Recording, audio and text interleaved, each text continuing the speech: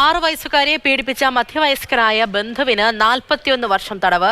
ആലപ്പുഴ പ്രത്യേക കോടതിയാണ് തടവും 1.5 ലക്ഷം രൂപ പിഴയും ശിക്ഷിച്ചത്.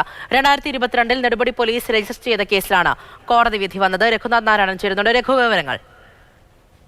പൂജ പറഞ്ഞതുപോലെ 2022 കേസിനാസ്പദമായ സംഭവം നടക്കുന്നത്. പെൺകുട്ടിയുടെ വകയിലെ ഒരു അമ്മാവനാണ് കുട്ടിയെ 6 വയസ്സുള്ളപ്പോൾ പീഡിപ്പിച്ചത്. ഇയാളുടെ വീട്ടിലായിരുന്നു പെൺകുട്ടി ഉണ്ടായിരുന്നത്. പിന്നീട് വിവരം സ്കൂളിൽ നിന്നാണ് അറിയിക്കുകയും തുടർന്ന് പോലീസ് എത്തി അന്വേഷണം നടത്തി ഇയാളെ അറസ്റ്റ് ചെയ്യുകയുമായിരുന്നു. 42 വർഷവും 3 മാസവുമാണ് കഠിന തടവിന് കോടതി വിധിച്ചിരിക്കുന്നത്.